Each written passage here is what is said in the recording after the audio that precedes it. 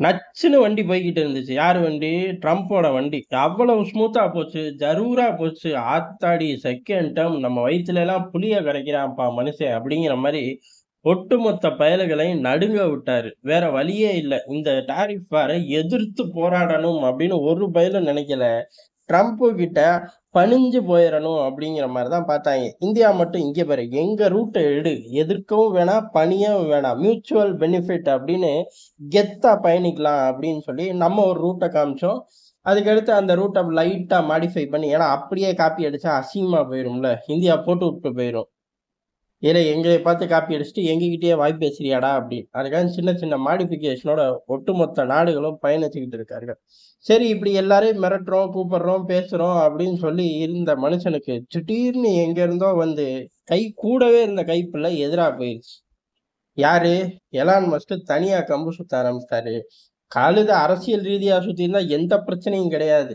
ஆனா ஏற்கனவே பல விஷயங்கள், இந்த ஆள் வேற பெரிய தலைக்கட்டு அமெரிக்கால. எப்ப பொறந்ததுல இருந்தே பெரிய தலைக்கட்டு தான். அதனால செய்யாத அட்டூழியம் அல்சாட்டியம் ஒண்ணு கிடையாது. அதை மீறிதான் அம்புட்டும் பண்ணி எப்படியோ தேர்தல்ல வெற்றி பெற்று வந்து நின்னாச்சு. அந்த பழைய குப்பைகளை எல்லாம் கிளறுவேன் பாத்துக்க அப்படின்னு சொன்னோடனே மனுஷன் கொஞ்சம் ஷாக் ஆயிட்டாரு. சரி, ரைட்டு, இந்த பயப்பிள்ளையோட அடிமடியிலேயே கை வச்சிடணும், வேரோட பிடுங்கி எரிஞ்சிடணும், சப்சிடியை தூக்குனே பாத்துக்க, ஆப்பிரிக்காக்கு அகதியா போயிருவ அப்படின்னு சொல்லி பார்த்தாரு. அதுல கொஞ்சம் சட்டிலா சில விஷயங்களை விட்டுறாரு. அதாவது ட்ரம்ப்போட பழைய காலத்தை எல்லாம் எடுக்காம விட்டுட்டு அரசியல் ரீதியாவே பயணிப்போம், அப்படி கட்சி ஆரம்பிக்கிறேன் அப்படிங்கிறாரு. பொசுக்குன்னு அப்படியே ட்ரம்ப்புக்கு ஆப்போசிட் பார்ட்டியில போய் சேர்ந்து ட்ரம்ப்புக்கு எதிராக அரசியல் பண்ணவும் அதிக வாய்ப்பு இருக்கு. இப்படி ட்விஸ்ட் அடிச்சுக்கிட்டு இருக்கும்போது எலான் மஸ்க் கையில இருந்ததை பிடுங்கிட்டு போயிட்டாங்க. யாரு? ஈரான் பிடுங்கிட்டு போயிட்டாங்க. எலான் மஸ்க் இப்படி அடிக்கும் போதுதான் ஈரானுக்கு டக்குன்னு பொறி தட்டி இருக்க மாட்டுக்கு. ஓ, இந்த விவகாரத்தை வச்சும் அடிக்கலாமா அப்படின்னு ஈரானோட 1 டஜன் ஹேக்கர்களை உள்ளுக்குள்ள இறக்கி விட்டுருக்கார்கள். பயப்பிள்ளைகளும் நல்லாவே பர்ஃபார்ம் பண்ணியிருப்பாங்களாட்டுக்கு. ஏன் அப்படின்னா வெள்ளை மாளிகையை கொஞ்சம் அதிர்ச்சி. ஏகப்பட்ட ட்ரம்ப் சார்ந்த ஆட்களோட மெயில்களை தூக்கிட்டாங்க. ட்ரம்ப்போட பர்சனலான சில டேட்டாக்களையும் தூக்கிட்டாங்க.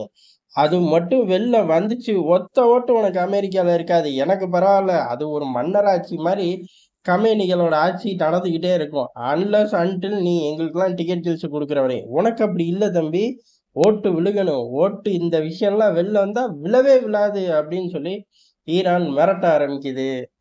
அப்படி என்ன கையில சிக்குச்சு அப்படிங்கிறது தெரியல. என்ன சிக்கியிருக்கும்? ட்ரம்ப் எங்கேயாச்சும் ஹாய் பாய் அப்படின்னு ரவுஸ் பண்ணிக்கிட்டு இருந்திருப்பாரு. அம்புட்டு விவகாரத்தையும் தட்டி தூக்கிட்டாங்க. இன்னொரு பக்கம் ஆயுத வியாபாரிகள், ஸ்டாக் மார்க்கெட்டு, ஆச்சாக்கு பூச்சாக்குன்னு ஃபினான்ஷியலா சில டேட்டாக்கள் மாட்டியிருக்கும். ஃபினான்ஷியல் டேட்டா வந்தாலும் சரி, பர்சனல் டேட்டா வந்தாலும் சரி, போட்டு விழுகாது. ஃபினான்ஷியல் டேட்டா வந்துச்சு அப்படின்னா கோர்ட்டா சுத்த வேண்டியதுதான். வேற வழியே இல்லை. அங்க லாலாம் நல்ல கெடுபிடி தான்.